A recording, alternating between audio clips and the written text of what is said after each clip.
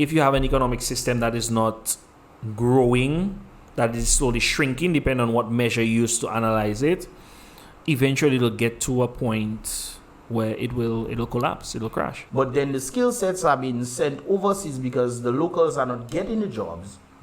So why should Dominicans go after these jobs? That's a very good question. Yes, guys, we are finally back. We are finally here again on BrBpTV, Be Real, Be Positive. But this time, it is a podcast that we're going to be doing. And of course, we have a special guest right there. You will see him in a moment. But welcome once again. I know it's been a long time coming since I had to do this, guys. Actually planned for me to do this January 2024. But the carnival season just took me by storm. And of course, I had to push it back. But what I did falter on, guys, was the fact that the Calypso season had a little bit of a drama in it, and I should have brought some individuals, the Calypsonians, to definitely talk about a number of things, but I lapsed on that one. But we are here once again, guys. It's been a long time coming since I actually did this podcast, but we are back again, and I have a special guest, none other than Dr. LYNDON Auguiste. Auguiste, okay, but my bad, I'm sorry, Dr. LYNDON Auguiste. Okay. Yeah. Well, that's good. Tell the people a little bit about who you are and where you're situated, what you do, just a little something. Talk to us. Well, my life story is a bit long, so we'll keep it short. Well, this is a podcast, you can break it down. Yeah. So I'm a medical doctor, general practitioner. I graduated med school in 2021. And right now, recently. I mean, a doctor is still a doctor, but yeah. Yeah. No, but I mean, recent, 2021 to now, that's like a lifetime away, right? That's true, COVID and everything. Oh, yeah, that's definitely true indeed. So, So I graduated in the height of COVID there. So it's a good way to remember where you were. As opposed to where you are. So after that, I did a little teaching for some time because I like education. I like the impact that you can help bring to other people's lives by what you have to share, because I believe that life is about sharing our experiences. If not, then we'd be the only person. Yeah, that's true. Yeah. Sharing is caring, they say. Yeah. Sharing is caring. And after that, I went over to St. Lucia to work there as a general practitioner in one of the hospitals. But why not Dominica though? why St. Lucia? Originally I started my internship here in Dominica, but then I got the offer in St. Lucia, which was my first choice when I did it, because the course pays a little bit more, salary is more, and it's a shorter period. Okay. And why did you choose that field in the first place? Why medical doctor? I mean, you come from Dominica, sometimes you're wondering what's going on in the medical field. Why did I choose this? First of all, I'm sure you did not even know you were going to end up where you actually are today. That's the interesting thing about life is sometimes we never know where we might end up. Because when I reflect on many years ago, one of the original things I actually was interested in studying was marine biology. And then I got offered the scholarship to study medicine. So I decided, let's give it a shot. Let's see where life takes me. So it's kind of like the opportunity presented itself and kind of guided you to where you needed to By go. God's grace. By God's grace. Okay. Yeah. And now you're back in Dominica. Well, first of all, where do you practice medicine? At St. Jude's Hospital. St. Jude, and that's where? In St. Lucia. St. Lucia. Oh, so right. St. Lucia, that's where you situated. And, yeah. Okay, I thought you did your stuff and then you went somewhere else. Okay, so that's good. But why? That's the question I want to ask. Why did you choose medicine? Because you got the opportunity, yes. But why medicine? Because sometimes people present it. And they could reject it, exactly. Because you seem like you wanted to do marine biology. So why, outside of the opportunity presented itself, why did you choose medicine? Well, I've always had a passion for science. Biology was my favorite subject back in high school and college, because I went to DSC. Shout out to Trudy, best bio teacher. Okay. And because I was drawn to the sciences, and the whole reason why I wanted to get into marine biology was because of my love and respect of nature and the ocean. I think it's a beautiful thing. But part of what I think is the foundation that almost everybody should have, it's sort of dipping your toes into the philosophical in terms of your reason for being, the why we're here, what we want to do for ourselves.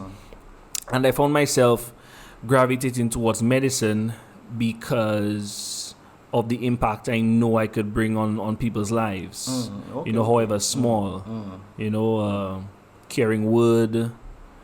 And sometimes I've had these experiences with many of the patients that I've had where they make you feel like you actually helped them, not only medically, but as a person based on how you approach them.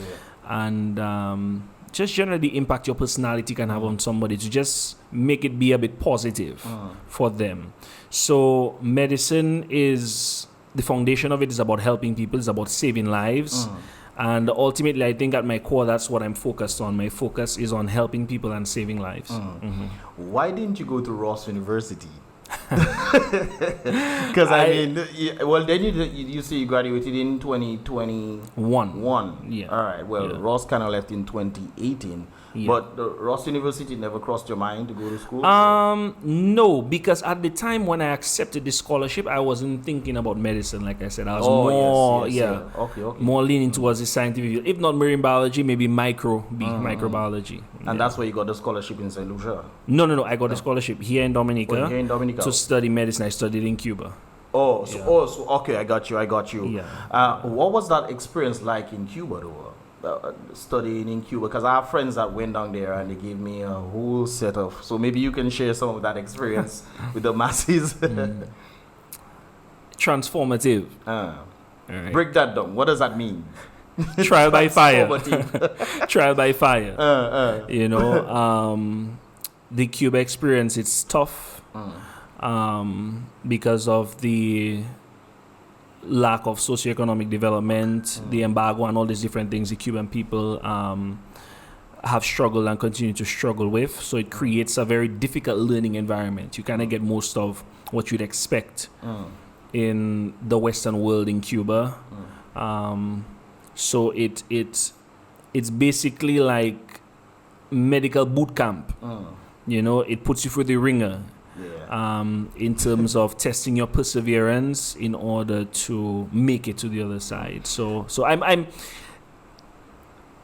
do I have regrets? Ultimately, no. Along the way, yes, emotions get involved, and I might have felt that way at that time, and I might have regretted it. But ultimately, when I look at where I am today, I don't regret it.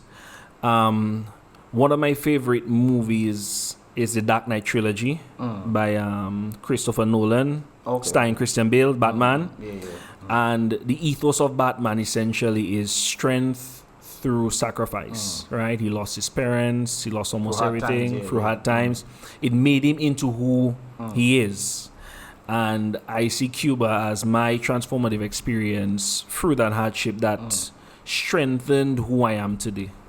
And that's what I think that's a good thing when it comes on. You pass through the fire and you've made it, and you're a doctor and you're helping people, and people appreciate that. But going through that experience in Cuba, especially when I think of some of the students that are there,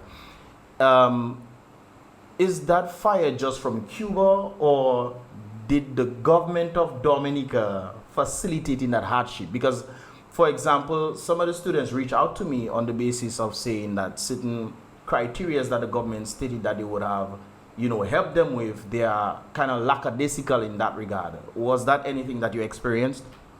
Well, yeah.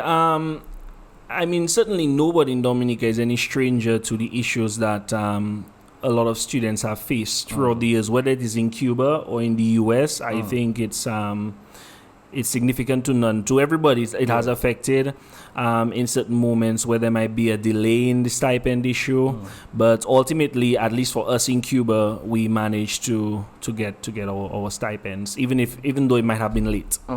So it wasn't like 6 months late or 8 months late, none of that stuff. It just in my time, it was only just a few months late. We didn't have really any prolonged period that I can recall from my memory. Yeah. But maybe your family members would help you in that regard. That also is true. Okay. I mean, one of the benefits we had studying in Cuba is that because of the way the currency exchange works, we used to have a saying. That was way back in the day, talking like about 2016, 2017. Way back in the day, 2016. Way back in the because things have changed so much. No, believe it or not, things have changed so much because Cuba.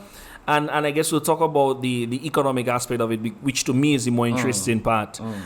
Cuba underwent hyperinflation, like hyperinflation. I think that's when Obama lifted the embargo. Not even. Wow, okay. So we'll talk about that. But essentially, just wrap up that part that we discussed. At that time, 100 US would have you partying like a king.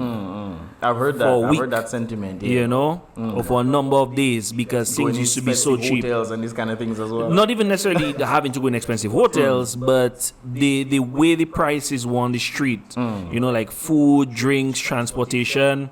You find 100 US can take you so far because the average Cuban only made at that time about 15 to 25 US a month. Wow. Okay, yeah. Okay. So it's kind of even similar to Venezuela because when I went to Venezuela, you did Venezuela as well. I went, which is part of the reason why I'm in Dominica today for the chess or chess championship. I was also a member of the ALBA games. I'm not sure if you remember when Dominica said right. So chess was one of those sports. So when I went down there, it was sort of similar in terms of how powerful, how strong the US dollar is to the local currency. There was actually, I'm not sure if I have it somewhere, but there's actually a 1 million Bolivian peso. 1 million. Because of inflation. Because of inflation. So I'm like, we're kicking around and say, hey, I'm a millionaire because I have a million. As you said that there, I remember one time, you know, sometimes they say words are power. And I remember back probably like 20, that was 20, after I went from Obama then 2016, 2017. I remember saying at the end of the year, I'm going to be a millionaire. I spoke it into existence and it happened. It's just that when I went to Jamaica, my currency in Jamaican dollars was like $1 million something. So yeah, I guess when you specify, you have to pretty much say exactly, okay, I want to be a millionaire in US dollars or maybe EC dollars. In that yeah, you know, right? Because many countries you go to, they have those huge currency numbers. Yeah. And I think that's one of the things that we understood about currency is that you don't say you go into the United States and make the money, but when you make the money, it's $1 for $1. But when you go to other countries, like I have some friends who pretty much, you know, make their monies from the United States, but they live in Colombia. So when they do exchange rates, they get better purchasing power. Exactly, and they don't spend the kind of taxes that they would be paying in the United States. That's another big thing too, eh? The tax burden. Yeah. Now you mentioned you played the ALBA games in chess. Yes. Did you come up first, second, third? What was that? Oh no, well. Tough competition. Oh yeah. I mean, the ALBA games was very interesting in terms of our first experience on that type of playing field. When I say that type of playing field, it was, so basically for those who don't know, Venezuela hosted what they call the ALBA games, which was a series of different sports ranging from basketball, dominoes, chess, and a multitude of different sports that we sent participants in. And we would go up against other countries, right? In the case of chess, these other countries are a lot more developed in terms of their chess infrastructure and the quality of players that they have. Basically, to break it down for everybody to understand, it's like you taking the Dominica basketball team, much love to them, but sending them to go and play against the Celtics or Lakers. Yeah, in the NBA. Right? In the NBA, right? That is essentially what happened. We had some very interesting upsets, not for Dominica, but as a Caribbean bloc, because that's part of the reason, you know, we try to push chess, because we want to bring us to that level. Actually, even one of my games, which for some strange reason wasn't properly recorded in the automated digital system, but it was a blitz game.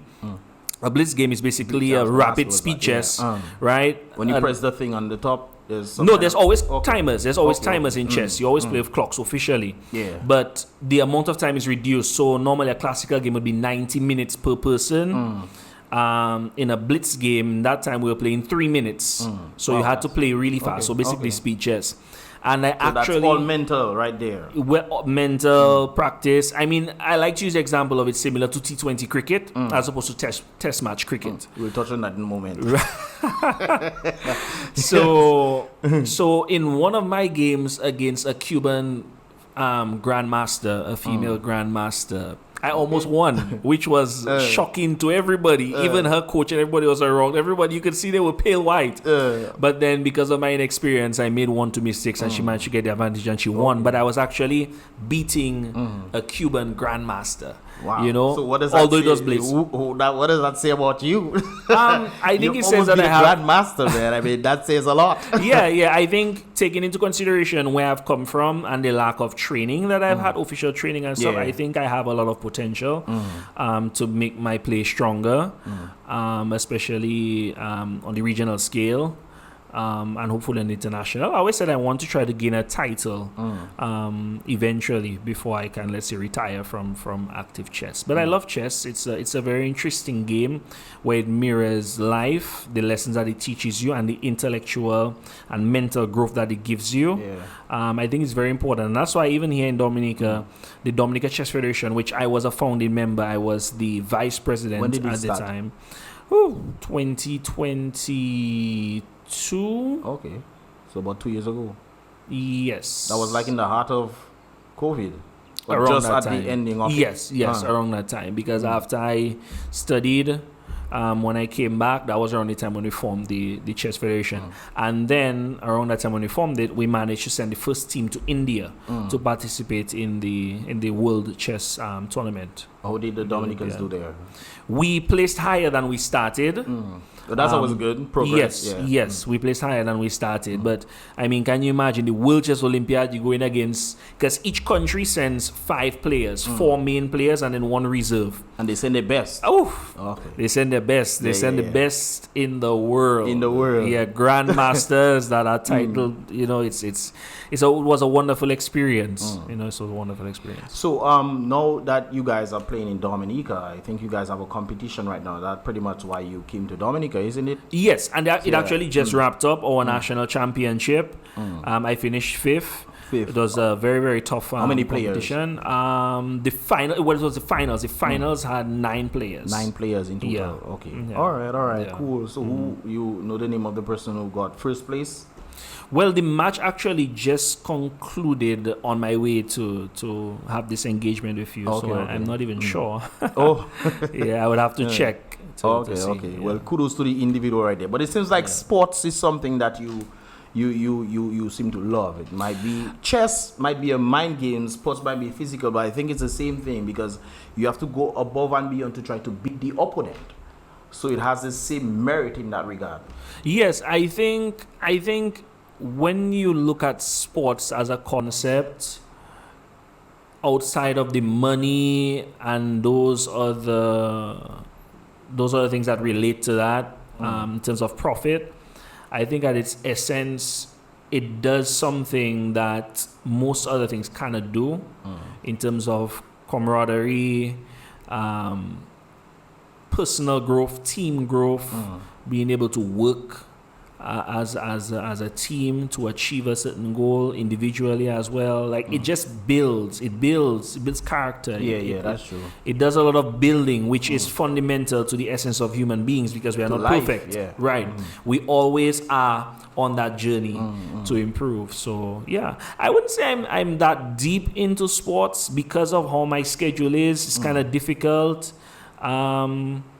But I try to. The reason why I try to put so much focus and so much emphasis on chess is because I know how little it requires in terms of the resources and the infrastructure relative to other sports. Let me just add that caveat. True. Yeah.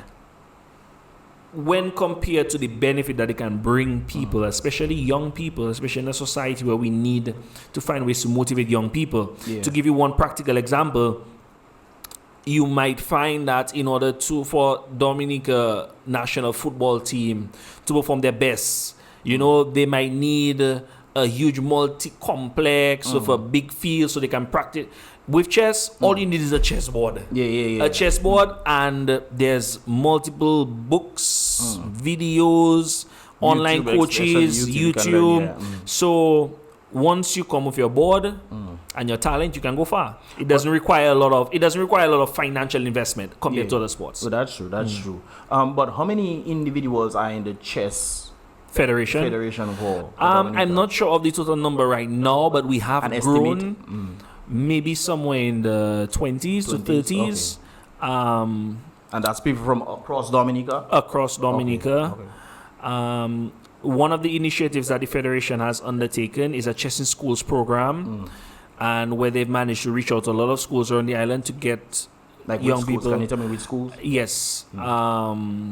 St. Mary's Academy, Convent High School, Grand Bay or Pierre Charles Secondary School.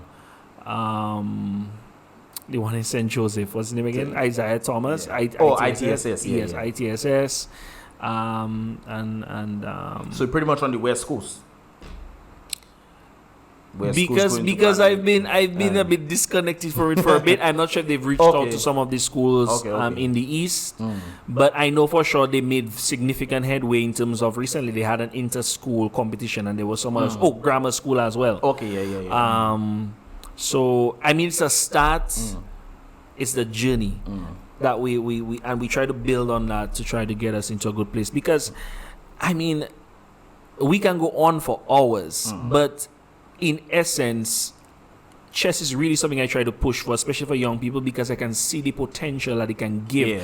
Let's just take, for example, the mere fact that we managed to send a team to India for the first time, right? And I spoke about that at that time about 2 years ago, because the competition is every 2 years. It's kind of like the like one of the World Cups, right? So every 2 years you have the World Chess Olympiad, and we get to send a team, all expenses paid, tickets, hotel, everything. They just tell you, show up, get a team and show up. Is that the who pays for it? The World Chess Olympiad. Okay. Yeah, that's the World Chess organization. Okay. Yeah, the International Chess Federation. Sorry, the International Chess Federation. So they give us that opportunity, and all we want people to do is to take advantage of it. Because like one of our members said, which is very ironic, poetic, I guess is the word, our salaries couldn't make us reach India because the ticket to India is very expensive. But chess took us to India. Chess took us to India. And that was an opportunity that presented itself so people can take advantage. Exactly. So all we want people to do is just show up, learn the game. It doesn't matter if you lose 1,000,000 times. That's where I was once. Eventually you'll get stronger. And you have all these opportunities at your exposure. ALBA games, Inter-Caribbean games, you know, and it's not something that you need a lot of financial or even physical gift, you know what I mean? Well, I mean, except for the mind. But it helps people on all levels. It can help you. There was an article that I think we put together some time ago in terms of the benefits of chess. I mean, you can read up on a lot of that online. And honestly, it's immeasurable how just simply learning how to play chess, the principles that you can apply to your life, like a chess game, can help you grow as a person in a short space of time. I think it takes a lot of thinking power.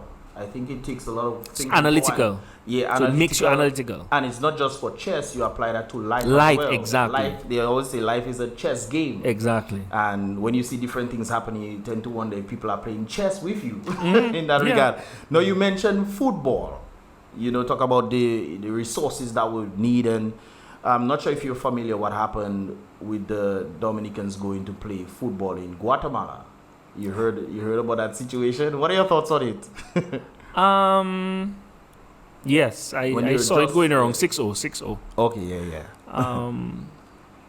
do you think that the footballers require more? Or do you think they have adequate training?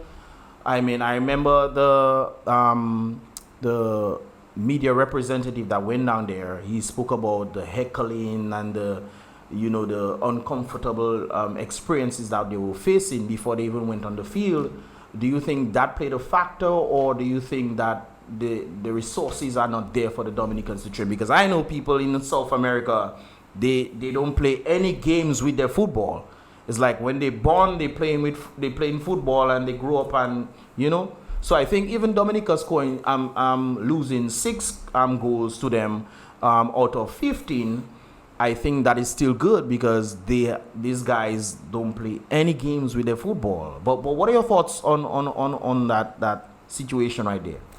I'm not too well versed with it, but what I can tell you about it from my opinion in terms of responding to your question was, one, in terms of the resources, I think that is without question that's something that's greatly needed for all major sports that we're interested in sending teams to represent on the world stage. I mean, it's not only enough just to say you want to send a team, but you want to ensure that there's a purpose to what we're doing. In terms of what you said about like the heckling and stuff, when you psych out your opponent, that's one of the psychological tools, one of the best things that you can do. In order to win, because when people try to win, they will do anything to win. But the thing is, it wasn't just the players doing it, it was the actual congregation. But even before that, on the interview, it seems like they asked one of the coaches if the guys are mentally ready, and it seems like the coach didn't, wasn't leaning towards that. It's like he's not a psychologist or a psychiatrist or anything like that. So I guess maybe greater effort could have been placed there to try to mentally prepare them.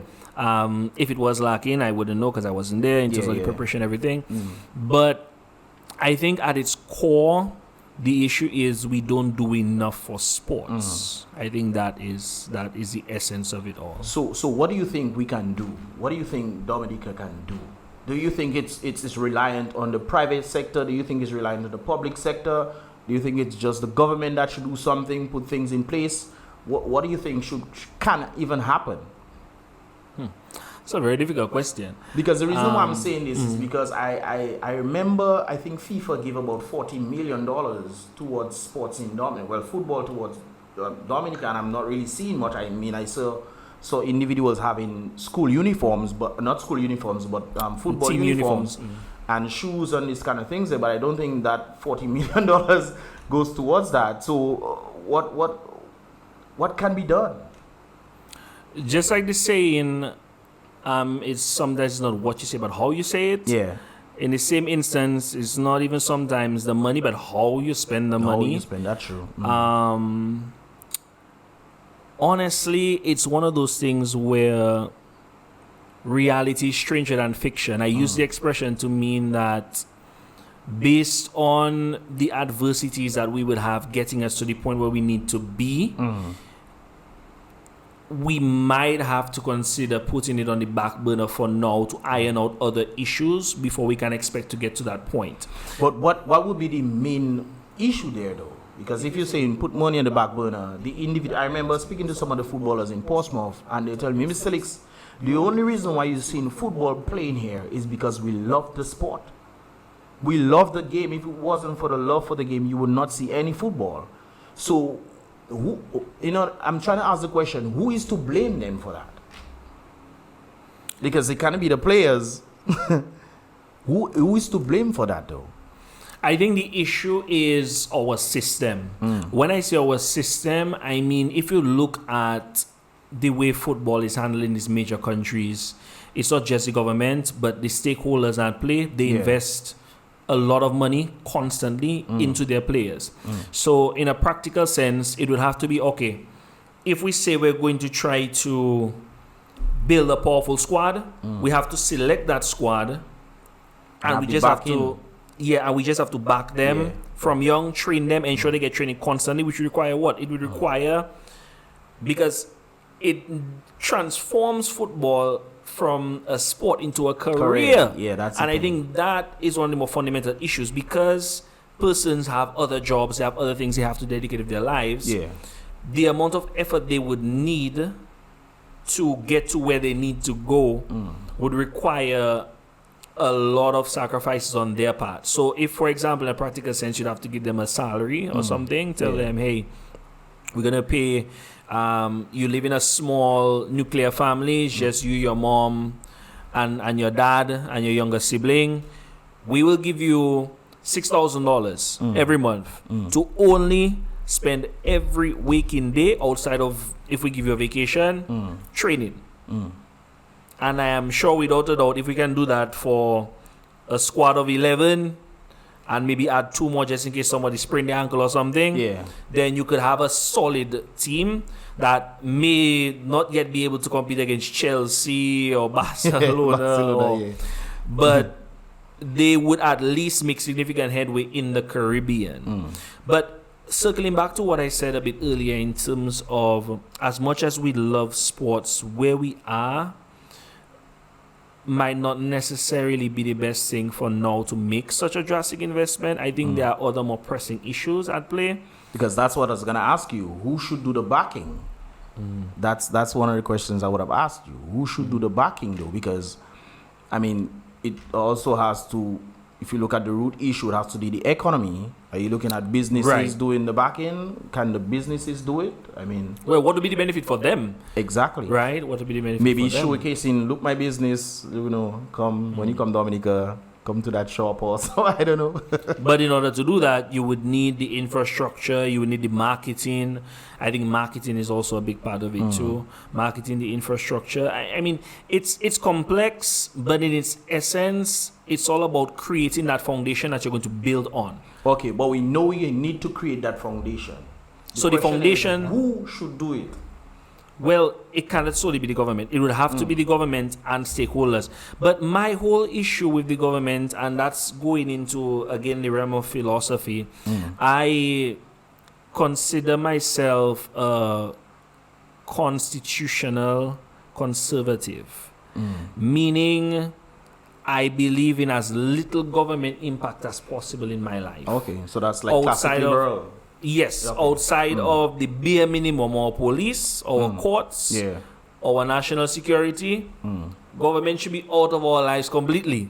Because whatever government touches turns to right. Yes. So and that is just universal. You know. But on that statement there, who do you think is allowing that to happen, though? The people. The people, because I'm thinking of the United States. The United States is a constitutional republic. But they keep pushing themselves as Democrats. The democracy and the democracy system. So it's a popular misnomer, which I love because it's just what it is. America is a republic. It's not a democracy, right? Democracy is about majority rule. America is not like that. If it was like that, states like California, Texas, New York would have all the power. As smaller states wouldn't decide. And actually, I was actually reading a comment from somebody who was responding to somebody who made that ignorant statement about America as a democracy, that when the U.S. was founded, certain states wouldn't have entered into the union if they didn't agree to give them equal representation, which is how the Senate system works as opposed to the House system, where you allocate it based on the population, right? Circling back to us now in terms of answering your question just a little bit more deeply, I think one of the fundamental things that we have to start to discuss as a nation, and especially as young people in this dialogue, is we have to speak about significant constitutional change away from the Westminster style of government that we have, which is unicameral governing body, meaning you just have the House of Assembly because there's no upper or lower chamber, right? So it's just one thing. And then within that system, you have the prime minister, the opposition, everybody there creating. But then you have a president, though, that should overlook that. Yeah, but the problem with our constitutional setup is our president is a figurehead. But even more than a figurehead, he or she is an extension of the government, the powers that be. It's not to say it's a separate elected office, right? Sort of like how the US has their free branches. But even within the free branches, I have issues with, for example, like the Supreme Court. Because the Supreme Court is the Supreme Court justices are chosen based on the president who has a space. Yeah. You know, if there's somebody crooks and because it's a lifetime position, they can get to put somebody people, so then he could swing either left or right or whatever it is have you. But again, bringing it back home to us here in the Caribbean, I think that has to be the forefront of the discussion. It has to go beyond partisan politics. Yeah. I think it really has to do with the change in the system. Because that was something I spoke about many years ago in terms of analyzing the Westminster system of government. And if you just look at it on paper, you can see it doesn't make any sense. Yeah, that's correct. It doesn't make any sense on paper. So I could only assume that the reason it was created by the European powers was to sow issues and keep us back. That's the only conclusion I can come from. But you made an important point that you were not sure exactly what it is. And I'm saying is the schooling system. The schooling system seems to fail us in that regard, in letting us know what exactly the president's role is, what exactly the prime minister's role is, what exactly the parliamentarians' roles are. Yeah, so that's another issue that we have. If we drift away from that more locally, practically there has to be a change, I think, in our education system that centers it more nationalistic as opposed to the international system which we're gravitating towards, because at the end of the day, every country is fighting for themselves and their interests. So we have to look at our interests. And one of the ways we can do that is by creating an education system that can help young people, help not only instill national pride, but give them a sense of belonging to something that is theirs. But why isn't that being done? I mean, the reason it's not being done, because I'm trying to figure out it needs to be done. Why isn't it being done? Why isn't it being done? Do you think it's intentional to keep the people? I think it's a little bit of both, and let me tell you why it's a little bit of both. I think complacency let me start off by saying I think the core issue is our parents' generation. Let's just be blunt about it. But is that an excuse though? It's not an excuse, but in order for us to understand how we're going to resolve the problem, we have to understand what the problem is. And the problem, tying everything together, is our parents' generation who still are in control of levers of power from the education boards, private, public, etc. They don't have a unison consensus that they need to change the system to benefit us. Because to them, that was the system they had. It worked for them, so it should work for us. But life doesn't work that way. Life, you have to adapt. You have to bring change. You have to be able to transform things to get the best outcome possible. Because otherwise, what are we just wasting our time? And I agree with you. But the question here is, what worked for them? But do we even know what will work for us? But that's exactly what I'm saying. So it worked for them back then. So they just bring it to us because apparently some of us don't know what's going to work for us. So that's why it has to take a serious sit down and again it starts with us young people who will be the future controlling generation to really see these issues and see how best we can rectify those issues, because like I've said, our parents' generation, they already went through school. So why would they care to change? You understand what I'm saying? Yeah, I get you. Because there is a certain level of hubris that they have in terms of, oh, well, that system we went through, look, it worked for us, so we automatically assume that we will. But like I said, life doesn't work that way. And sometimes you have to adapt, you have to change. And from where they came from to where we are, we tend to deal more with technology. Well, that is one aspect of it. But I'm just talking more holistically in terms of how society has changed, not only in our region, but across the world. You know, but technology certainly is a big aspect of it. I remember listening to Mia Motley when she decided it's not just going to school and learning education, what we know as education, but also learning trade as well. I remember back in the day, Dominica had something called TEDVOC, and people who were not academically inclined could go and learn a skill and make something happen with themselves. And that, that has been reduced. That's what I was about to say. That has faded away. And I think part of it is because people have, let's say, grown lazy in the reliance of the technological aspect of things. Oh, my smartphone can do this can do that. But sometimes we forget that the foundation of our society are the plumbers, the farmers, the fishermen.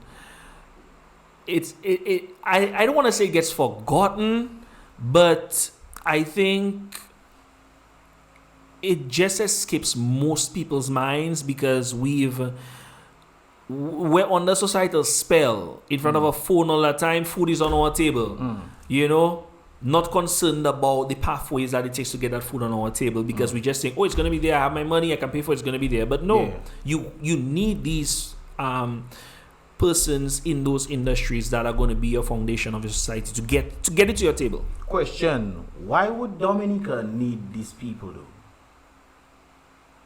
I don't know if you understand where I'm going with this. Because when you look at the jobs that are being handled, it has been handled by foreigners. So why should Dominicans look into this? When they acquire the skill sets, they get very little jobs. Most of the jobs are being handled by foreigners. So why should Dominicans pursue that then? For example, you mean in the primary industry that we're referencing? In all industries in Dominica, you have the private sector where people, you know, some people will get the jobs to do it. But the main jobs that, you know, pretty much bring in the money that will actually help the people is being handled by foreigners. So the plumbing, all these kind of things, they are handled by foreigners when they build new buildings, hotels, and, you know, pretty much infrastructure in Dominica, hospitals, police station maybe. This thing can requires certain skill sets. But then the skill sets are being sent overseas because the locals are not getting the jobs. So why should Dominicans go after these jobs? That's a very good question. I will answer that question in one way by looking to the future. Eventually, all that is going to fade away. Foreigners will have to go back where they come from because they have their family, they have their people. A lot of them are more patriotic than we are. And who's going to be left holding the barrel, so to speak? It's going to be us. It's going to be our people. But we holding the barrel, what? Empty barrel? Because, I mean, after they've done the job, they take the money and go back to their country. That's what I'm saying. Irrespective of that, we still have to think of how are we going to maintain our society. It's basically like a safety net. If all fails, what is going to be left to keep us from societal collapse? You know, I mean, imagine if today all electricians, all plumbers just left the island. I wouldn't want to imagine a day like that happening. But that's what I'm saying. We're talking about the electricians that are actually there. Remember, Dominicans right now don't look to go into these things because they don't see a way forward. Either they learn the skills overseas and they use it overseas, but when it comes down to Dominica, you're trying to protect Dominica, yes, but what would be the point for them to do that if they don't get jobs? Right. I understand. I remember there was a trucker in Dominica. He bought his truck. The airport is coming. They're going out there to ask, hey, can we get jobs? Can you imagine asking foreigners to get jobs in your country? And you have the ability to do so? Instead, you had to leave. We saw all the trucks that came in, you know. So doesn't that kind of put a damp on things? It does. It does.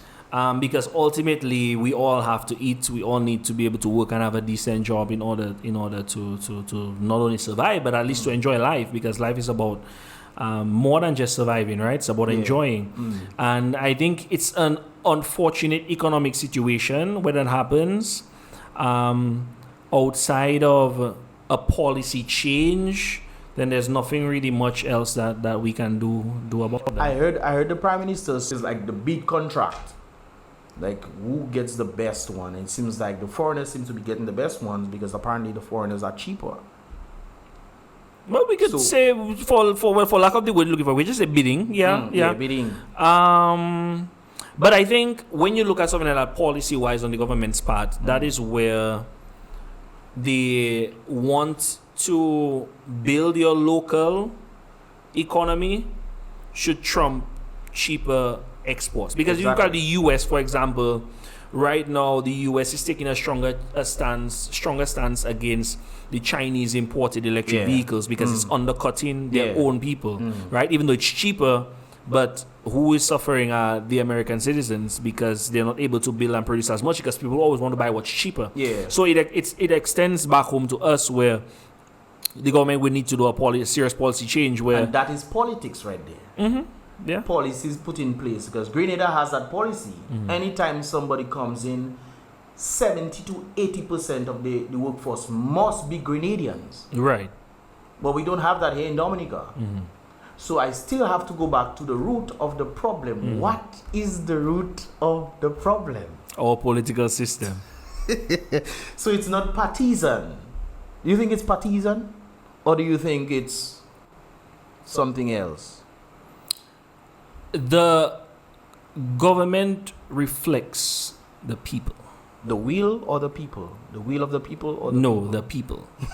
A government that is in part power, of the people too, you know. Yeah, but a government reflects its people. Who you have in power reflects on the population that is there. Professor which is why Lumumba said an important point like this. He said the people get what they truly deserve. Exactly. So, and the beauty of it all is how it ties into everything that we've been discussing when it comes to education. If we can have an education system that works in the best interest of young people to instill a more nationalistic sense in them, then that would also be reflected in a change in the government where they would say, hey, because we have so many people who are so nationalistic and want to see their nation being built from within, we would have no choice but to step away from focusing on external contractors, even though it might cost us cheaper in the long run. But how do you make a people become more nationalistic, though? Changing the education system. How? How do you change the education system when that same system is what creating what is running in the first place? Yeah, I think one day things would have to come to a loggerhead where people are going to have to decide we need to sit down and we need to just change the system. Like we need to, one day stakeholders come together, they say enough is enough, we have to change our education system that can benefit our next generation. So the root of the whole thing still resides in the people. Yeah. Absolutely. Which is why I said, remember I prefaced everything by saying our core issue is our parent generation. Irrespective of whatever party you want to look at, our issue is their generation. Because from the moment of independence to now, they squandered, all parties squandered a lot of opportunities they could have to change the system. Now talking about squandering. Squandering the funds of the nature isle of the Caribbean. We've heard the Prime Minister say that all the monies from the CBI came to Dominica. We've also heard the Prime Minister indicating, well, I heard that from Lennox, I didn't hear it myself, but through Lennox Linton, who indicated that the Prime Minister stated that the rest of the money that is actually outside is for development. Development how? You get it. Development how, what, where, and why? Are they doing it on the basis to actually help the people? Because we've been talking about development for a while now in Dominica. And if you have to look at Dominica, what exactly has developed? We see nicer looking buildings, but is the service better? Are the people benefiting? Are they elevating? So when you're talking about development, what exactly are we talking about? I think when we talk about development, there's certain core fundamental aspects that you look at. One is economic development, social development, in terms of, for example, seeing a population that had a literacy rate improve. But everything generally stems from the economic development, right? That's correct. So if you have a failing economy, then there is next to nothing that you can do. How can you solve it? It would have to take some serious financial So it still comes change. back to the people. But if the people don't want to make the change, how can there be a movement forward? I believe very strongly in God's plan And when I say God's plan, I mean it in terms of how everything will eventually come to make full circle. Nothing lasts forever. Eventually, things will change because nothing lasts forever. That's true. And in the words of Martin Luther King, the arc of the universe is long, but it bends towards justice. I think okay, continue. No, I just think that what can't continue won't. That's just a simple matter of life. If you look at it from a science perspective in biology, an ecosystem that cannot sustain itself would eventually wither and die. Right? In economics, it's the same thing. Right? If you have an economic system that is not growing, that is slowly shrinking, depending on what measure you use to analyze it, eventually it'll get to a point where it'll collapse, it'll crash. So you're saying the best solution for people who don't seem to want change is to let it crash? I wouldn't say let it crash, because when that day comes, if it comes, it's going to be something that will cause an immeasurable amount of suffering and pain, and I wouldn't want to see that for anybody. But there is an air of inevitability when we don't take certain changes into account that will be necessary for survival. Yeah. That's not on the basis of feelings. That's just the basis of Facts. law of nature. Logic, yeah. Law of nature. One of the best examples I like to use is the U.S. economic system right now. Right now, the U.S. is printing. They're printing so much money, they will run out of print. They probably even run out of ink. And right now, they probably have to go and find ink somewhere to print more money. And they send that money to Ukraine. They send it all Israel. over. They're sending it all over. Which I found very interesting. Why is the United States printing all this money to send overseas where the people... Let's leave that. I mean, the answer is quite simple for those who understand how money works. It's a money laundering scheme. The reason why I ask this is because I'm seeing it in a number of places. Because I'm also looking at Dominica. For example, the cricket. We know that we have raised a number of money. CBI, we look at St. Vincent spending all these monies and even taking St. Lucia taking money from Dominica's bank to build for their cricket, whereas we were complaining about lights in the very stadium that we already built. And we could not host the T20 World Cup 4 games. United States built their stadium when we were complaining about lights. They built their stadium while we were complaining about lights. Well, the argument for that, I'm sure, would always be money and economic factor. But to me, the real answer is motivation. If you're motivated to do something, you will do it. In the same breath that we just spoke about the US printing a lot of money. Yeah. We too, our governments are capable of getting the money that they need, whether it is through the IMF or through our regional banks. Loans, yeah. Because we cannot print here. We cannot print. To be able to do what we have to do. There is nothing that we cannot achieve once we set ourselves out to do it. I agree with you 100%. Because the human spirit has a special gift, has a special blessing from the Creator, where we are boundless in our motivation, right?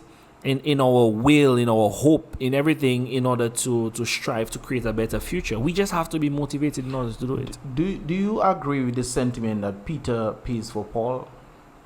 That's just reality in life. Yeah. So if that is the reality and the majority seems to be not motivated, then what should happen? It goes back to what we said earlier in terms of eventually things will make full circle. Eventually things will get to a point that's why I stated that, because you said eventually.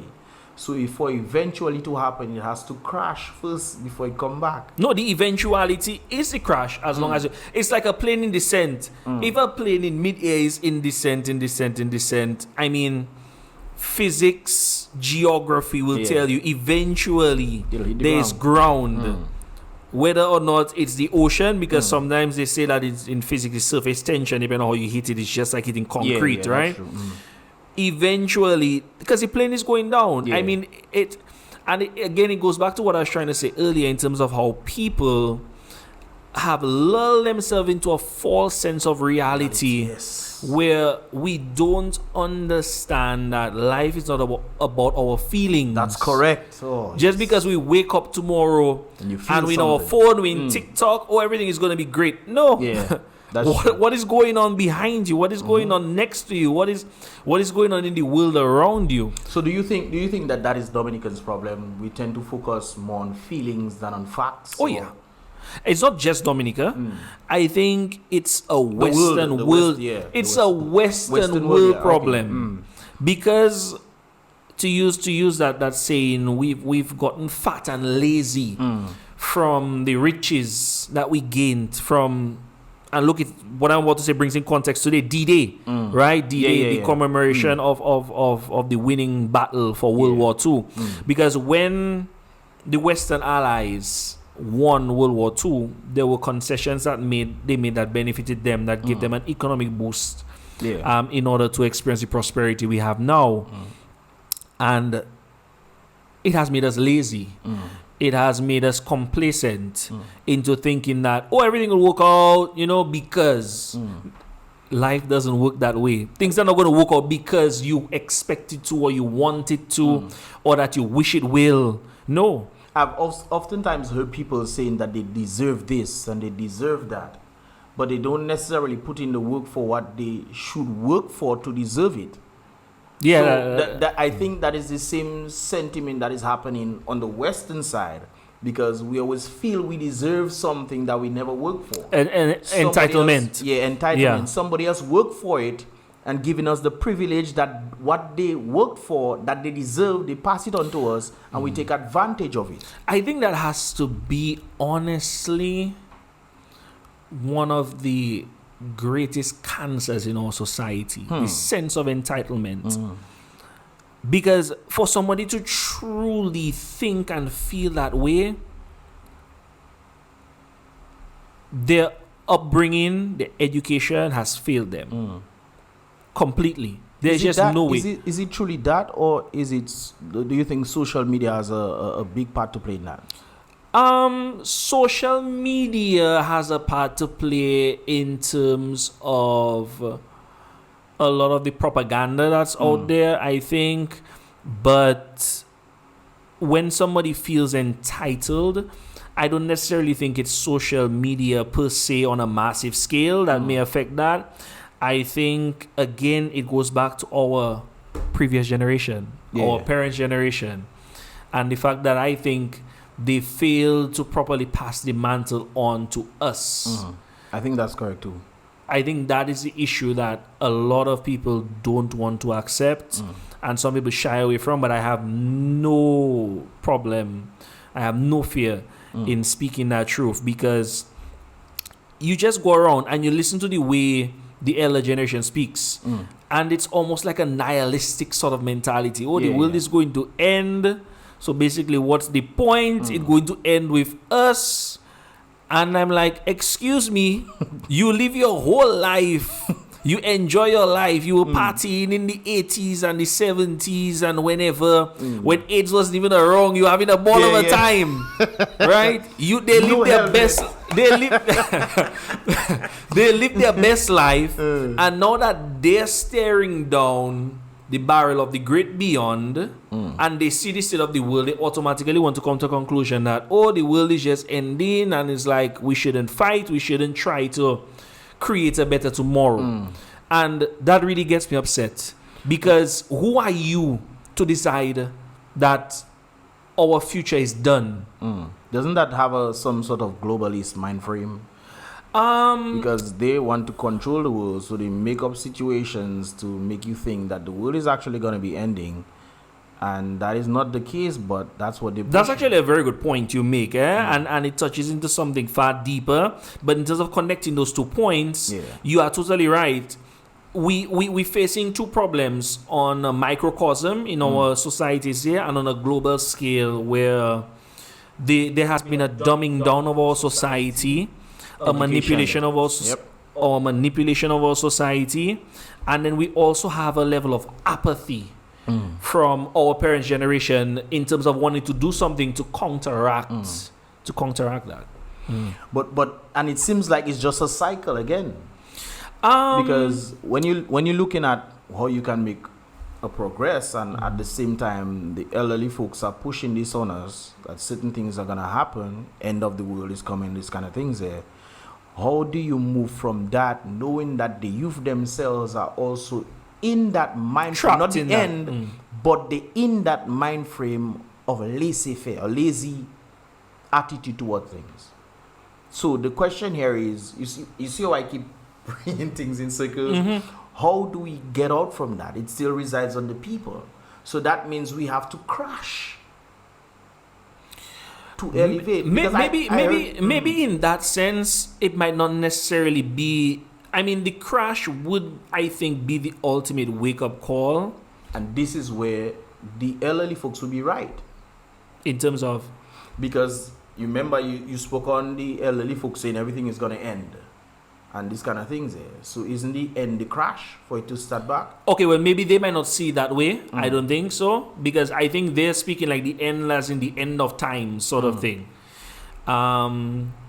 So I guess fortunate to how the economic cycle is, maybe that's what has to happen. But specifically with regards to getting people's mentality to change, maybe what you say might be true. Maybe that might be what we need in order to motivate people to rise from the ashes and realize that we have the potential to build something again. Because once you hit rock bottom, you're at rock bottom, right? There's no down and down. Once you're down, you're down. So it's only up. People say you can dig the ground. They say you can dig the ground and go in terms of that to find gold. Well, in terms of that level of disaster that we're speaking of, I don't think there'll be anything worse than that, because we're talking about massive starvation and misery. I think there's a saying that goes, weak societies create. I know exactly the quote you're talking about. Weak societies. I might have to cheat for that one. You have to Google it. For that one. Yeah. Weak men create strong. Weak men cannot create so strong. Sorry. Weak men create hard times. Right. Hard times create something of that sort. The people know what we're talking about. But I think it's very interesting when you look at how society comes, and it seems like there's a constant cycle to it. And I think the way we can breaking it, that's the key. We need to break it. I think how we can break it is by education. But because if you go educate when the education system is not doing what it's supposed to do? So there has to be somebody who is going to take the bull by the horns and say, we need to change the education system. Because if you go around today and you ask the average young person, what is D-Day? They will be look at your puzzle. They don't even know that the world was on the brink of losing to Nazi Germany. Who wanted to exterminate black people and anybody else who wasn't the white Aryan race. You understand? When people can come to that realization, and that's why I have a certain love for World War II movies and documentaries, because outside of the mental aspect of it, it fills you with a certain level of emotional growth that you wouldn't have gotten there otherwise by visualizing how those people died so that we could live free and happy, and we've squandered it. And I sincerely believe the reason why we've squandered it is because our education system has not taught us what happened back then. Not only taught us what happened back then, but teach us of the implications. Right? Because it's not just enough to study history. It's not just enough to study history, but you have to teach the why. That is the key here. Even the United States, right now, there's a movement that they want the United States to move towards communism. And that is from the schools. So the young persons who are supposed to be elevating, advancing in time, seems to be going backward. That's a very... I'm even getting chills, because that is such a very important point that you raised, that goes back to why I said our parents' generations are asleep at the wheel. And let me explain why.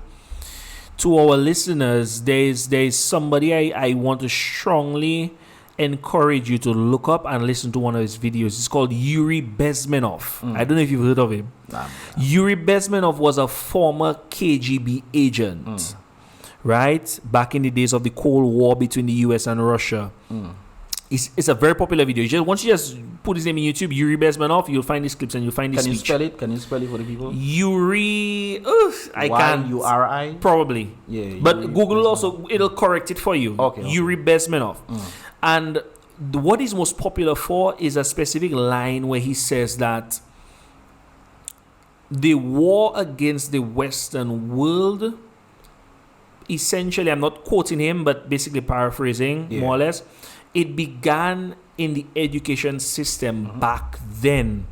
What the Russians and the enemies of the US and obviously by extension of Western world did was they invaded the US education system with communist, socialist sympathizers to transform the US education system so that the young people that were coming out of those institutions would be more prone towards, like you said, communist, Marxist, socialist ideas, as opposed to being instilled of nationalistic values.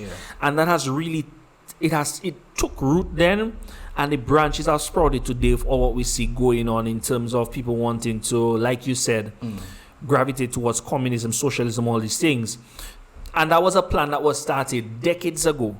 And why I say ties in is because we're experiencing the same thing on a microcosm where our parents' generation, because they went to school already, because they learned another information already, they basically turned a blind eye to the subtle changes that were happening in the education system that are now spitting out those types of young people. And in our case, putting out young people who are not adequately prepared to deal with our society. And then you have these young people growing up now who will then make their generation after them far worse. Can there really be something far worse than what is going on right now? Trust I me, don't want to humans. imagine it. I don't want to imagine it. But I really they want to. I really want to commend you on raising that point that allowed me to bring up the Yuri Bezmenov idea, because that is something so fundamental, and it all ties back into education being the foundation. Because if the US would not be where it is today, if they had seen that problem back then, they did not suffer from the hubris that we have now in our own society here and think, oh, we won the World War, we have the best country in the world, we have the best society, nothing can stop us. But no. All great empires are taken down from within. Yeah, that's facts. And we have also lulled ourselves into the complacency of that similar failed education system where it's not producing persons who are nationalistic oriented, right? Everybody wants to just finish school and go and get a fast job or a job that doesn't even help the country. Or a job that doesn't help the country because it's more centered on themselves. Yeah. And that's what's churning out of TV, society, all that propaganda is geared towards the destruction of the Western world. Yep. And we see it in Dominica as well. Because the students who are going through to school don't seem to want to help Dominica. I remember when I came back, I think it was in 2018. I remember when I came back in 2018 and I decided to go and ask the young folks, you know, where do they see themselves or where do they want to go from secondary school to primary school, even to the little ones. And the sentiment that they have is for their mommy to get some money so that they can leave, which ties down to the kind of mind frame. And I'm not just talking about one set of students, I'm talking about all of them. From primary school, secondary school to the little ones have that mind frame that they need to leave. So they have no sense of wanting to help Dominica. Why? Maybe because the leaders themselves or the people that they are associated with realize that they are not getting any sort of help, so they want to move out. I think the way this issue is woven it's deep, very deep. And I think the way that it's woven into our education system, again, drawing the contrast between the US and us. In the US, they are training those students to think anti-American, anti-capitalism. Yeah. Whereas our issue, it's similar, but where it contrasts is that it's just not centered around anything. Yeah. So they just send them out there with some basic knowledge of certain sciences or whatever, but it doesn't keep them all ties into the same thing. It doesn't keep them tethered to their people, their country, right? A sense of nationalism. And even the family life aspect of it too, which I think is also something we touched upon, but it's so important. Very important. You look at the fatherlessness in our homes, people being promiscuous and not wanting to settle down. Most of the statistics point to that, you know. Exactly. Fatherless homes lead to the children becoming wayward and doing crime and all these kind of things. Because the family is the unit. The family is universal function. A bird has its eggs and its nest. Human beings have our family, and without family and that foundation, then the end result is going to be what we're seeing in our society today. Now, the interesting thing about it is I don't think we were specifically targeted. I think it was to target America and the Western powers. Again, going back to what we said about how Yuri Bezmenov back then saw part of the Russian plan to destabilize and destroy the U.S. Sadly, by extension, it would just affect us in the Western world. Yeah, they say when the U.S. sneezes, we catch the cold. Yeah. So I think that sentiment is passed on, and you know, I know a lot of ladies don't like me talking about this, but the Miss Independent movement as well has also aided in that regard as well, because you might have children. I remember one particular friend of mine, she was thinking of just going to have a kid, and I told her, don't do that. That's not good, because you're thinking of yourself. What about the child? Right, because the child needs his father. Child definitely needs a father. Even when my pops passed away, I could clearly tell the difference, how my pops might handle certain things and versus how my mother might handle certain things. And you could tell the contrast as to why a father was definitely needed. And it seems like in the Western world, we take fathers for granted. Absolutely. We take fathers for granted, and I think, as you stated there, the family is the backbone of the country. Absolutely. And not just the family, but God as well. It seems like a number of persons move away. They might have the family, but they move away from God, and that sentiment is still not there when you don't have the proper moral and the proper principles, which of course always extend to the Creator.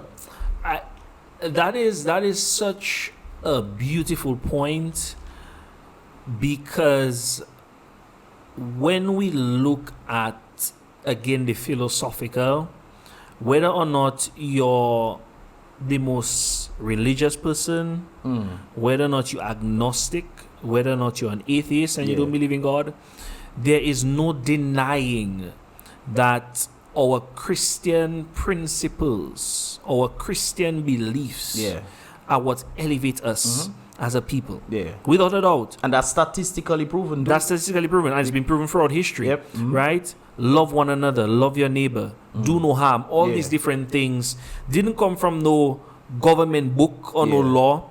It came down from the Creator.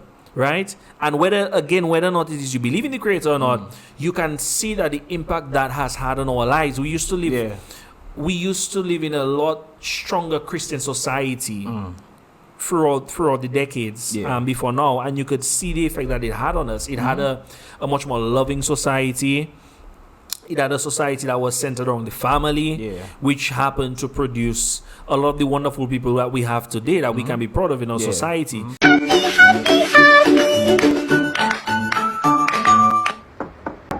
Hey, Dad. Yeah. Thanks for beating me as a child. No problem, son. But again, I go back to my original point where I feel that our parents' generation have fallen asleep at the wheel, and they did not hand down that mantle properly to our generation in terms of keeping us following that healthy cycle of godlike principles, godlike values. They and sometimes it's so sad, because you hear some of them talk and it's like, oh well, young people don't want to listen, but you didn't help them to listen. You didn't help them to listen. There's a lackadaisical attitude from the parents. You saw one person going the wrong way, and you said, "Oh, Mr. Did you really make an effort?" Right? I remember, as you was saying that, I remember speaking to a number of individuals on the basis of the songs that they were singing. We have this term called nasty business, and I remember speaking to some of the individuals on that. Maybe can you make it a little, so that when the children listening, they think it's something else and not that. Make it, And they tell me it's not their prerogative or not their they move to go in somebody's home to tell them how they should raise their children. But I still, at the end of the day, believe that it's community. It's not just your mother and your father might try their best, and if your son or daughter go out there and they mingle with their friends, obviously you know about the influence of friends. If the influence of the friends is higher than the parents' own, then it can seep in and change them. Absolutely, absolutely. So it doesn't matter how well the parents might try. It still takes there has to be a society. There has to be a community or societal level of responsibility in creating a healthy environment for young people to be able to grow up in. Yeah, and again, it extends to our parent generation. I will always. I mean, I love my parents. I love my aunts, my uncles, but. We have to accept reality for what it is. Our parents' generation has failed this generation. I believe that strongly. They failed to pass on the principles that that guided them to us. Well, you know, that made them who they are. That made them who they are. But I think it's most likely a lackadaisical, or they feel like, okay, you know, like when you're there's a good example of this. Your mother and your father might be the ones who beat you a lot when you do things, right? And you grow up and you have your grandson, their grandson or their granddaughter, and they don't pass on that sentiment to them. They always soften these kind of things to them, and you as a mother and father have to try to push it on them, whereas the grandparents who were beating you to straighten up yourself, they don't seem to pass it on to the grandchildren. So it seems like that sentiment is what is passing on. Interesting point. I think when we look at that in common example of like caning back in schools back in the day, right? Because I went to the St. Mary's Academy, and Mr. Elwin, God rest his soul, was one of those scary principals at that time. You know, everybody, when you see him coming, you were running, you instill fear in you because you didn't want to get a caning. I know a lot of people are divided on that. Oh, you shouldn't beat, you shouldn't whatever. Where I am on that, I err to this side of spare the rod, spoil the child. Unfortunately, some people take it too far, and they turn it into actual abuse, rather than correction. And I think that has blurred the line to put everything on the side of, oh, it's beat or not beat, rather than in measure. And you know that has reflected itself in also COVID as well. Everything was either you're a conspiracy theorist or you swallow it hook, line, and sinker. You know, you have that happening not only in that level, but in all other aspects of society. Yeah, that's the interesting part right there. Man. There's no balance to it. It's either an extreme or not. Yeah. Sadly to say. And who's gonna bridge the gap to make it neutral or balance? I think it takes minds such as. No, because I think most of them has quite sincerely they lost them. You just made me remember one example. I sometimes tell people that it's so funny. There's somebody I was back in COVID times. I was giving that person a ride in my vehicle. That person had not one mask, double mask on their face. I wanted to tell me in my vehicle to put a mask on. Can you imagine? The audacity. And it's interesting now we're finding out that the masking wasn't anything. I mean, well, I knew that before because I saw the science and the thing. The statistics. The real thing, not you. So the research. I saw it. And then now he's admitting that putting this stuff on your face didn't help. No, but we knew. I knew. I think when we talk about COVID from the medical aspect, you would be considered conspiracy theories. You see how interesting that is? Yeah, I would have back then. And I mean, I was. The interesting thing about COVID, just not waste so much time on that. In the beginning, in the height of COVID, I already identified the misnomer of COVID, which is what I think tricked people into thinking what it was when it wasn't. COVID is not a simple respiratory virus. It never was. Its transmission is respiratory. But if you look at its receptors to the certain cells in your body that it manages to link with to be able to infect and go through its viral replication cycle, it's not a true respiratory virus. It's not like a flu or cold. So it's different. So certain persons, when they heard it, they believed it was that, and then when it changed, they became hysterical about it because they say, but in reality, it was never just like a flu. It's different because flu viruses, these other respiratory viruses, the rhinoviruses and such, what that causes. By the way, he's a doctor, hey guys. So you too. So doctor. Yeah. Right. These other viruses have receptors specifically for those epithelial cells in the respiratory system. They don't spread throughout the body. That's one of the most interesting things that also proved me right back then in the height of COVID. They were when we were giving these medical discussions in our hospitals in terms of educating doctors as to what was going on with COVID. There was also a diarrhea component to COVID, where diarrhea could be one of the symptoms. That just gives you an example to show. Yeah. So it's not just respiratory. Yeah. It's not just in the respiratory system. But my point is just to tie everything together. People sometimes tend to want to go to an extreme too quickly rather than trying to look at things in a balanced way. But during that time, don't you think that was forced on the people? I think it was, because, I think more than it being forced, I feel disappointed in our leaders, especially our intellectual leaders who didn't take a stand. Yes, I guess out of fear. To say that, hey, there has to be a more measured approach to how we deal with these things, because just to keep things tied together and not deviate too far, the whole measured approach aspect, if that was taken into account, we wouldn't have these drastic lockdowns that we have. Yep. Because which I did said the people very, very, very wrong. A lot of harm. Yeah. A lot of harm, right? From illnesses to the lapse in the education system, where we could see, you ask any teacher and they could tell you the impact that COVID did on education, especially in our secondary schools, caused an insurmountable amount of damage. That's true. But another point there as to why, if we had just decided to take a more balanced approach rather than we're all gonna die, the world is going to end, it's over, just hunker down until things end, was the mere fact that we knew that COVID was a zoonosis. Zoonosis meaning a fancy word in medical terminology that means a disease that can jump from animal to human, and vice versa. The moment that we knew that COVID was a zoonosis and that it could spread from a myriad amount of different mammalian species. I even think in some birds as well, so some avian species as well.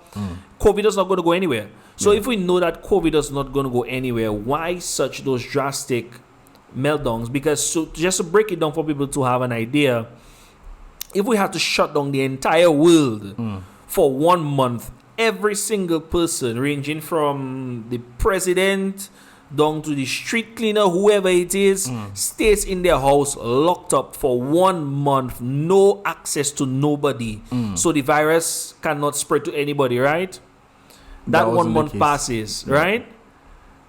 In about a week, you're going to hear of a COVID case. Why? Because COVID is a zoonosis. Although human beings might have tried to get rid of it from a society, it's somewhere an animal out there spreading naturally in the environment. Yeah. You understand? So the mere fact that we knew this early on should have tailored our reaction. So, but that, don't you think that they knew this though? Some people did. No, the powers that be, don't you think that they knew this? I cannot say what they knew or didn't know in terms of maybe they kept it hidden. There's emails. I'm talking about the F guy. Yes. I was actually just talking about more from our perspective locally in our region. But the reason why we talking about this amongst the locals is because it started somewhere. Yeah, man, they and knew. And it trickled down to us. But they knew there was a congressional hearing that happened where they basically... He admitted it. They admitted that they said at the time they tried to make people think it didn't come from a lab. But I mean they knew. I mean even people here knew. So the thing is, why didn't when talking about our local folks, why didn't our local folks not just take their time and look at the facts leading back up to where it came from? Was it a monetary thing that caused them to stay quiet? I don't think it might be more monetary. I think it might have been the the social pandemic, the hysteria of everybody want to be glued to CNN, watching the death counter, bodies piling up. Normal people. You're talking about our leaders. Yeah, but it also affects them because again, the the people are reflective of the government that they have. So because most of our population was at that time was geared towards the COVID hysteria, you know, oh, don't get close to me because it was also reflected in the way our government managed things. Okay, we need to shut down everything because everybody afraid they're going to catch it and so on and so on. But to answer your question, that's a lack on the part though. Yes, so it goes back to what I said earlier, which I think like I said earlier, I was disappointed as to how they didn't take a measured approach, tying everything together from beating children in school, whether it's beat or not beat, whether it's lockdown or no lockdown. There could have been a more measured approach that could have stemmed some of the damage, the social and economic damage that COVID caused to our people. But bro, if we have to continue, we're gonna continue for the whole. Trust me. Yeah. But is there anything you want to say? You know, just before we close, is there anything you want to put forth? Any thought process? What do you think? We talk about a number of things. What is a conclusion that you would have? Is there a solution in your conclusion? What are your thoughts? So I would say that I think we as young people, we need to come together and start having those discussions of how we can move forward as a generation. Because eventually everything changes, right? Eventually we are going to be the ones left at the helm to run everything. Okay? And if we're not prepared? Then it's going to end in disaster. Yeah. Now, I think a key point I also want to draw upon is the essence of hope. Hope from a biblical standpoint where the Bible itself says no man knows the day nor the hour. Yeah. So I don't think we should resign ourselves that the world is going to end, so we shouldn't try to fight to create a better future. So just see war until it will end. No. I strongly reject that notion. I don't believe it to be true. I believe that brighter days can be ahead because life is very short. I've had to grapple with a lot of death in my life from persons who are close to me, and out of the different experiences that you gain, the one fundamental truth is that you come to a realization how short life is, and you have to ask yourself, do you want to live this short life miserable, or do you want to live that short life happy? If you want to live it happy, then you need to do things in order to get to that point of happiness, right? Part of it is about changing our education system, changing our society, our political system, in order to get more benefit to us as a people. Yeah. Okay? So essentially in closing, it's just that I want to see us dialoguing more, connecting more with each other in order for us to start to plan to build that better future. Because I know we can. I know we can make it. I know we can make it happen, and we have that potential. I really want to see us, our generation, strive to that point that previous generations have risen to in terms of finding a certain level of fulfillment and balance.